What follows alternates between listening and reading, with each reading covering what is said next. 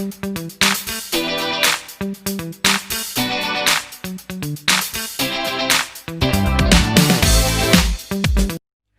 Students, चलो last time हमने देखा था कि एक तो हमने चैप्टर 8 के स्टार्टिंग में देखा था कि रिप्रोडक्शन होता क्या है और रिप्रोडक्शन क्यों जरूरी है। फिर उसके बाद हमने ये देखा था कि रिप्रोडक्शन एक्चुअली होता कैसे है। तो रिप्रोडक्शन क्या है? सिंपली एक डीएनए कॉपिंग। डीएनए हमने क्या देखा था कि आपके सेल के अंदर एक न्यूक्लियस है, न्यूक्लियस के अंदर थ्रेड लाइक स्ट्रक्चर है जिसको हम क्रोमोसोम्स कहते हैं। अगर उस क्रोमोसोम को मैं जूम करके देखूं तो उसके जो छोटे छोटे छोटे छोटे जो पार्टिकल्स हैं दैट आर कॉल्ड डीएनए। और ये 1 2 10 लाख कई सारे लाखों हजारों डीएनए को मिला के क्रोमोसोम्स बनता है।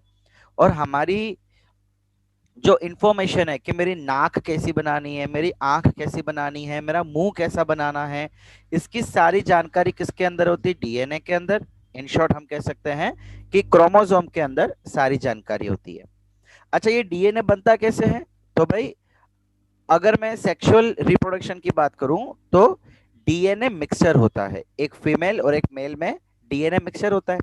लेकिन अगर हम असेक्सुअल की बात करें तो असेक्सुअल में एक सिंगल पेरेंट्स होता है। ठीक है, तो बच्चा लोग आज सबसे पहले हमको देखना है वेरिएंस। देखो, पिछले वीडियो में, पिछले लेक्चर में मैंने आपसे एक डाउट पूछा था, मतलब मैंने एक सवाल किया था। दो सवाल किए थे एक्चुअली हमने। पहला सवाल ये था कि भाई रिप्रोडक्शन होता कैसे है और क्यों कुत्ते का बच्चा कुत्ता ही होता है, बिल्ली का बच्चा बिल्ली होती है एंड इंसान का बच्चा इंसान होता है। तो इसका जवाब हमने देखा था कि डीएनए कॉपी होने की वजह से स्पीसीज आगे बढ़ती रहती है। स्पीसीज मतलब प्रजाति, कि भाई इंसान है तो इंसान को जन्म देगा, जानवर है तो जानवर को जन्म देगा, एंड सो ऑन। फिर दूसरा क्वेश्चन ये था कि जानवरों में शक्लें एकदम सेम होती है लेकिन इंसानों में शक्लें अलग होती है, खाली कुछ फीचर्स मैच करते हैं बट पूरी शक्ल नहीं। तो उसे हम कहते हैं वेरिएंस। तो जैसे कि मैंने आपसे पिछली बार कहा था कि वेरिएंस के बारे में हम थोड़ा बहुत डिस्कस करेंगे आज, और बहुत ही डिटेल में डिस्कस करेंगे नेक्स्ट चैप्टर में। ठीक है, चलिए शुरू करते हैं। ओके, जरा ध्यान से देखो यहाँ पे कि जब रिप्रोडक्शन के समय कॉपी हो रहा है तो ये कलर्स मैंने वेरी कर दिए। पता लगा, एक्चुअली कलर्स ऐसा होता नहीं है, सिंपली इसके अंदर के प्रोटीन्स थोड़े अब चेंज हो जाते हैं। मतलब हम ऐसा कह सकते हैं कि जब डीएनए कॉपी हो रहा है तो उस कॉपी में कुछ एरर्स आ गया, कुछ चेंज हो गया, या कुछ जो लेना चाहिए था वो नहीं लिया। ऐसा क्यों हो रहा है? ये एरर्स, बच्चा लोग, आज दुनिया में कोई भी चीज जो कॉपी होती है वो 100% परफेक्ट कॉपी नहीं हो सकती है। कुछ ना कुछ एरर्स तो उसमें हो जाएगा। एज पर एग्जाम्पल कि चलो हमने आपको एक पास्ता की बुक दे दी, ठीक है, आपने एक पास्ता बनाया, उसकी रेसिपी लिखी। अब वही रेसिपी आप अपने फ्रेंड को दे रहे हो, वो कॉपी कर रहा है, लेकिन स्वाद अलग अलग होगा। भाई, आपने चुटकी भर नमक, आपकी चुटकी अलग होती है, उसकी चुटकी अलग होती है। आपने बोला 1 स्पून शुगर डाल दो सपोज। अब 1 स्पून, स्पून की भी तो जो विड्थ है, वॉल्यूम है, वो अलग अलग होती है। इसका मतलब कॉपी तो की जा रही है लेकिन वो कॉपी करने में कुछ ना कुछ एरर्स आ गया। ओके, अब देखिए इसके कुछ कॉन्सिक्वेंसेस। देखो बच्चा लोग, अब ये जो वेरिएशन है इसके क्या कॉन्सिक्वेंसेस है? कॉन्सिक्वेंसेस मतलब फायदा है कि नुकसान है कि कुछ भी नहीं, क्या है? वेरिएशन क्यों आया? आप समझ गए ना कि जब डीएनए कॉपी हो रहा था तो कुछ एरर्स आ गए, कुछ चेंजेस हो गए। ठीक है, वो चेंजेस ऑटोमेटिकली होते हैं। एक्चुअली होता है क्या बच्चा लोग, हमारे बॉडी में कई सारे बायोकेमिकल प्रोसेसेस होते हैं। अब रिएक्शंस है तो बच्चा लोग, हर बार रिएक्शंस भी परफेक्ट नहीं होते। अगर आज मैंने आपको कोई रिएक्शन बताया है, अगर मैं उसको कल करूंगा तो वो जरूरी नहीं है कि 100% आज जैसा ही होगा, उसमें कुछ ना कुछ चेंजेस आएगा।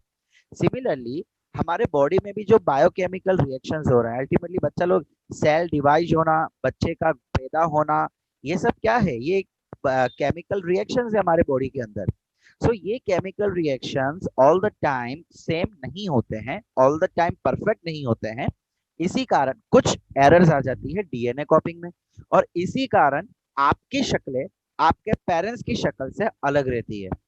देखिए, कई बार ऐसा भी होता है कि आपकी शक्ल आपके दादा या परदादा से सेम टू सेम होगी। कई बार ऐसा होता है, कई बार। क्यों? बिकॉज हो सकता है कि जो डीएनए कॉपी आपके परदादा के समय हुई थी, वो सेम कॉपी आपके समय आ गई, तो आपकी शक्ल और आपके परदादा की शक्ल हो सकता है मैच कर जावे। अब जो ट्विंस बच्चे होते हैं, जुड़वा बच्चे, बच्चा लोग, उन दोनों में क्या हो रहा है, एक ही समय में कॉपी हो रही है। अब उस समय रिएक्शंस ऐसे हो जाते हैं कि डीएनए डबल टाइम कॉपी हो जाते हैं। अगर एक ही बच्चा है मतलब सिंगल टाइम कॉपी हो रहे हैं, बट कुछ रिएक्शंस के कारण ये कॉपी, ये रिएक्शन दो दो बार हो जाते हैं। दो दो बार होने के कारण दो डीएनए बनते हैं, और वो दो डीएनए की जो कॉपी होती है वो सेम टू सेम होती है। मतलब समझ लो कि बच्चा लोग, आपको अगर मैं टू टाइम लिखने को देता हूँ और मैं कहता हूँ कि कार्बन को भी, चलो वो सब छोड़ो, टू टाइम भी छोड़ो, जब आपको फीस की रिसिप्ट देते हैं स्कूल में से या हमारे पास से ट्यूशन में से, तो हम लोग उसकी कार्बन कॉपी करते हैं। इसका मतलब जो चीज मैं ऊपर लिख रहा हूँ वही चीज नीचे ऑटोमेटिकली लिखा रही है। सेम चीज होता है हमारे बॉडी में कि जब डीएनए कॉपी होगा, और जब दो बार कॉपी हो रहा है तो वो सेम तरीके से कॉपी होता है। इसी वजह से ट्विंस हूबहू दिखने में सेम होते हैं। ओके, तो चलो, ये जो वेरिएशंस आते हैं, इसके क्या कॉन्सिक्वेंस, इसके क्या इफेक्ट है, कॉन्सिक्वेंस मतलब क्या असर होता है इसका। तो इसके बच्चा लोग हम दो असर देखेंगे, एक इंडिविजुअल और एक स्पीसीज। भाई, जो डीएनए कॉपी में एरर हुए उसके कारण, अगर मैं अकेले अपनी बात करूं या अकेले आपकी बात करूं, तो हो सकता है कि वो गुड हो सकता है कि वो बैड हो। लेकिन अगर मैं स्पीसीज की बात करूं, पूरे प्रजाति की बात करूं, तो वेरिएशन काफी अच्छी चीज है। समझे इस चीज को कि कैसे वेरिएशंस अब हम खुद के लिए अच्छे भी हो सकते हैं और बुरे भी। देखिए जरा, for individuals it can be good और bad, and for species it is always good. समझते हैं इसको एक एग्जांपल के साथ। सपोज करो बच्चा लोग कि एक बैक्टीरिया है जो 27 डिग्री सेल्सियस के टेम्परेचर में बहुत अच्छे से रह सकता है, पानी के अंदर है, एंड बहुत अच्छे से रह सकता है। मतलब ये इसकी फेवरेबल कंडीशन हो गई। अब ये भी रिप्रोड्यूस कर रहा है, और रिप्रोड्यूस करने के बाद, ओके, ये जो बैक्टीरिया है बच्चा, एक नीचे कहलाता है। It is a kind of bacteria which live in water. Okay, and cactus, अगर मैं कैक्टस की बात करूं तो बच्चा लोग, कैक्टस जो है वो डेजर्ट में पाए जाते हैं। उनकी एक कंडीशन होती है कि भाई हमें तो गर्मी चाहिए, हमें पानी कम चाहिए। तो हर एक इंडिविजुअल की, हर एक प्रजाति की अपनी एक काबिलियत होती है एडेप्शन की, है ना। भाई जैसे कि हम इंसान हैं, तो हम इंसान हर मौसम में रह लेते हैं, हम हर मौसम को अडेप्ट कर लेते हैं। अब चेंजेस क्या आता है हमारे कपड़ों में, कभी गर्म कपड़े पहनते हैं, कभी पतले कपड़े पहनते हैं, कभी रेन कोट पहनते हैं। सो हम सीजन वाइज हमारे हैबिट चेंज करते जाते हैं। बट जो प्लांट्स और एनिमल्स हैं, आपने सुना होगा कि वो एक ही पर्टिकुलर टेम्परेचर में रहना पसंद करते हैं, तो ये उनका एडेप्शन कहलाता है। क्या कहलाता है? Adaption, favourable condition to exist. Okay, अब हम बात करते हैं, चलिए, ये बैक्टीरिया की। सपोज इस बैक्टीरिया ने रिप्रोड्यूस कर लिया, पहले डबल बनाए, फिर डबल के चार हो गए, ऐसे बढ़ते जा रहे थे। अब हुआ यूं कि सपोज करो कि एक आधे रिप्रोडक्शन में कोई एक वेरिएशन आ गया, चेंज आ गया, ठीक है, डीएनए कॉपी में कुछ ना कुछ एरर हो गया, और एक बैक्टीरिया जो है, देखो आप देख सकते हो यहाँ पे, इसके पास कुछ अलग प्रॉपर्टीज आ गई। अब ये गुड है कि बैड? अब भाई, ये बैड भी कहला सकता है। क्यों? बिकॉज हो सकता है कि जैसे इसमें चेंजेस आए, ये 27 डिग्री में नहीं रह सकता हो, या तो इसको और ज्यादा टेम्परेचर चाहिए होगा, या तो इसको और कम टेम्परेचर चाहिए होगा। मतलब जो एडेप्शन था इस रेड वाले बैक्टीरिया के लिए, वो एडेप्शन चेंज हो जाएंगे।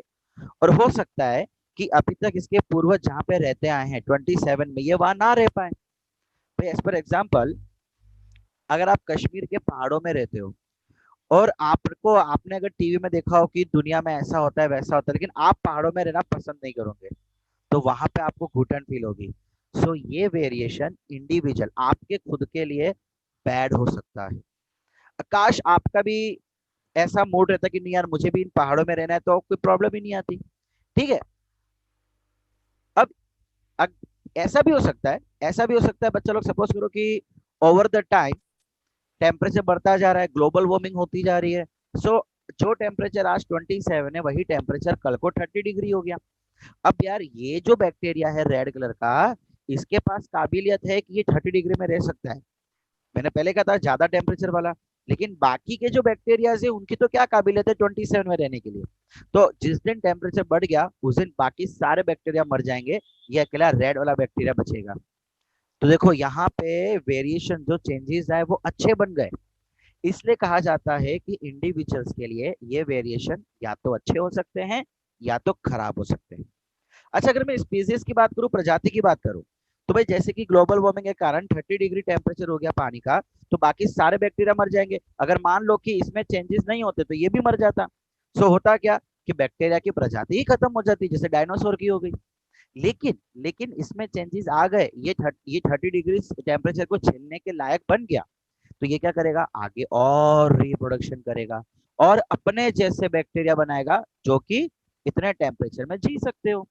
यानी कि स्पीसीज को, प्रजाति को चलाए रखने के लिए ये वेरिएशन अच्छे हैं, न जाने कब क्या हो जाए। ठीक है। लेकिन अगर मैं इंडिविजुअल की बात करूं, सो इंडिविजुअल में कभी भी कुछ भी हो सकता है। So this is all about variation, it's effects, it's consequences. If I talk about individual level, it can be good or be bad. If I talk about the species level, it is always good.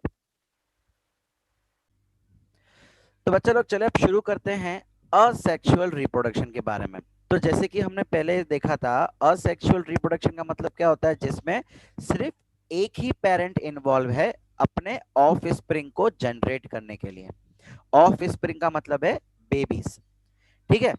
अब इसके कई types हैं। Okay, asexual मतलब of springs from one parents. अब अगर मैं इसके types की बात करूं तो बच्चा लोग जनरली 5 टाइप्स होते हैं असेक्सुअल रिप्रोडक्शन के।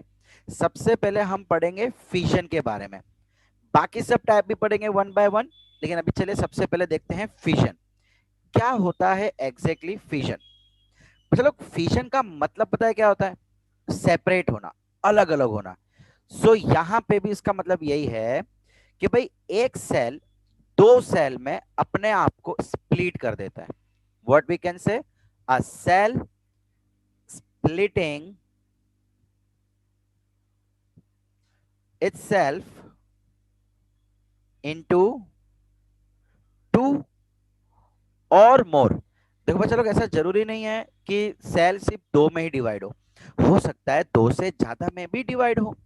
अच्छा, अब एक चीज है कि भाई सेल डिवाइड होना, तो आप लोग सोचेंगे कि सर सेल डिवाइड तो हम हमेशा होता रहता है हमारे अंदर, है ना, आप लोगों ने पढ़ा हुआ है कि अगर सपोज करके ह्यूमन बींग्स है, ह्यूमन बींग्स के अंदर सेल डिवाइड होंगे तो फिर एक बच्चा आ जाएगा। नहीं, ऐसा नहीं होता है। फिशन जो है बच्चा लोग, वो सिर्फ और सिर्फ यूनिसेल्युलर ऑर्गेनिजम्स में ही होते हैं, मल्टी सेलुलर में नहीं। असेक्सुअल रिप्रोडक्शन के अंदर जो फिजन है वो भी किस में होता है, सिर्फ और सिर्फ यूनिसेलुलर में होगा। बिकॉज मल्टी सेलुलर में तो कई सारे सेल्स होते हैं जो हमेशा एक दूसरे को डिवाइड करते रहते हैं। सो वो चीज मल्टी सेलुलर में पॉसिबल नहीं है। ठीक है, चलो अब एग्जांपल ले लेता हूं मैं अमीबा का। अमीबा के अंदर जनरली होगा क्या बच्चा लोग, जो आपको बीच में न्यूक्लियस दिख रहा है, वो ओवर द टाइम जैसे ही रिप्रोडक्शन का समय आएगा, वो न्यूक्लियस अपने आप को लंबा कर देगा। देखिए कुछ इस तरीके से। अब धीमे धीमे धीमे ये प्रोसेस कुछ समय लेगी, धीमे धीमे धीमे ये स्प्लिट होने की कगार पे आ जाएगा एंड फाइनली ये दो ऑफ स्प्रिंग में बढ़ जाएगा। दो न्यूक्लियस, बच्चा लोग यहाँ पे एक्चुअली न्यूक्लियस जो है वो डिवाइड हो रहा है एंड फाइनली दो ऑफ स्प्रिंग हमको मिल जाएंगे। हम ऐसा कह सकते हैं कि एक न्यूक्लियस दो न्यूक्लियस में बढ़ गया एंड ये जो दो आपको दिख रहा है ये एक पेरेंट के दो ऑफ स्प्रिंग है।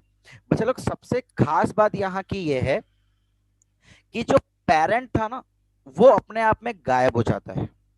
यस, पेरेंट अपने आप में गायब हो जाते हैं बिकॉज पेरेंट अपने आप को दो कर रहे हैं। ये जो लेफ्ट साइड में आपको दिख रहा है इसको हम पेरेंट कहते हैं एंड जो यहाँ पे आपको दिख रहा है इसको हम डॉटर सेल कहते हैं, parent cell and daughter cell. Daughter cell में आप देख पा रहे हो कि दो सेल्स हैं, जिसमें से एक तो पेरेंट खुद है लेकिन अब उसका नाम चेंज हो गया है डॉटर में। इन शॉर्ट, जो पेरेंट था वो गायब हो गया। गायब हो गया इन द सेंस कि उसने अपने आप को दो में कर दिया और उन दो को हमने नाम दे दिया डॉटर सेल्स। ओके। अब अच्छा लोग, जो फ्यूजन है वो आगे और दो टाइप के होते हैं, एक तो रेगुलर और इरेगुलर, या उसको हम बाइनरी भी कह सकते हैं। अब जैसे कि आप यहाँ पे देख रहे हो, let me draw that thing. Okay this thing, एक मिनट थोड़ा पीछे ले लूं। ओके, अब अमीबा जो डिवाइड हो रहा है मतलब एक पर्टिकुलर एक्सिस पे डिवाइड हो रहा है। देखिए कुछ इस एक्सिस पे, या यहां से बोलूं तो ये वाई एक्सिस, या यहां भी बोल सकते हैं कि वाई एक्सिस से स्प्लिट हो रहा है। लेकिन क्या ये एक ही एक्सिस से स्प्लिट हो सकता है? नहीं, ये हो सकता है दूसरे किसी एक्सिस से स्प्लिट हो, मतलब जो एक्स एक्सिस है, या हो सकता है कि कोई और एक्सिस से स्प्लिट हो जावे, न्यूक्लियस एलोंगेट होगा। सो जिस एक्सिस पे ये स्प्लिट होंगे उसी एक्सिस के डायरेक्शन पे न्यूक्लियस एलोंगेट, किसी भी एक्सिस पे अमीबा स्प्लिट हो सकता है। बट कुछ ऑर्गेनिज्म ऐसे हैं जो एक पर्टिकुलर एक्सिस पे ही स्प्लिट होंगे, फिक्स है, उनका काम फिक्स है कि यस ये इस एक्सिस के थ्रू ही स्प्लिट होंगे, बाकी किसी दूसरे एक्सिस पे नहीं। सो जो कोई भी एक्सिस से स्प्लिट हो सकता है उसको हम कहते हैं इररेगुलर फिशन, और जो पर्टिकुलर एक ही एक्सिस से हो सकता है उसको हम कहते हैं रेगुलर फिशन। चलिए उसका भी एग्जांपल मैं आपको दिखा देता हूं, थोड़ा इसको छोटा कर ले, आ जाओ भाई साइड में। ओके ठीक। सो दूसरा आप एग्जांपल ले लेते हैं हम लेशमेनिया का। अच्छा लोग, आपने इसका नाम सुना हो ना सुना हो तो आप देख लेना। लेशमेनिया एक ऐसा ऑर्गेनिज्म है जो अगेन एक यूनिसेलुलर है, और इसके ऊपर है स्वेप, ये देख रहे हैं ना, ये जिसका एकदम वो सट करके आवाज आती है, चाबुक आई थिंक कहते हैं स्वेप। तो आपके बुक में कहा गया कि ये स्वेप चेज की इसके पास एक स्ट्रक्चर है। अब ये भी जो डिवाइड है ये भी फिशन हो रहा है, एक का दो हो रहा है। लेकिन बच्चा लोग जैसे कि आप यहाँ पे देख सकते हो, लेशमेनिया जो है वो सिर्फ और सिर्फ इसी एक्सिस के थ्रू स्प्लिट होगा, दूसरा कोई एक्सिस पॉसिबल ही नहीं है।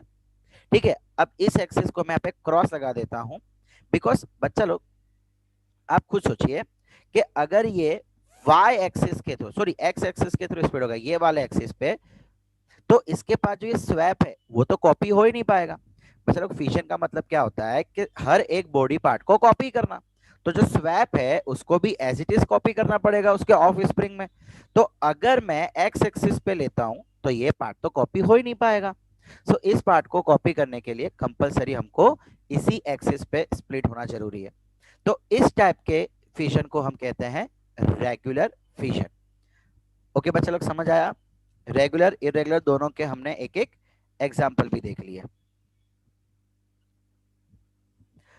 अब बच्चा लोग अब बात कर लेते हैं,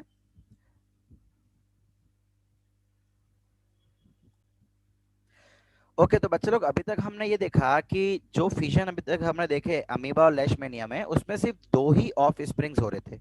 बट क्या हमेशा दो होंगे? द आंसर इज नो, दो से ज्यादा भी ऑफ स्प्रिंग हो सकते हैं। चलिए उसका भी मैं आपको एक एग्जांपल लेके समझाता हूँ। एक ऑर्गेनिज्म है, माइक्रो ऑर्गेनिज्म, आपने नाम सुना ही होगा, जिसे हम कहते हैं Plasmodium. Let me just draw it. Okay, Plasmodium.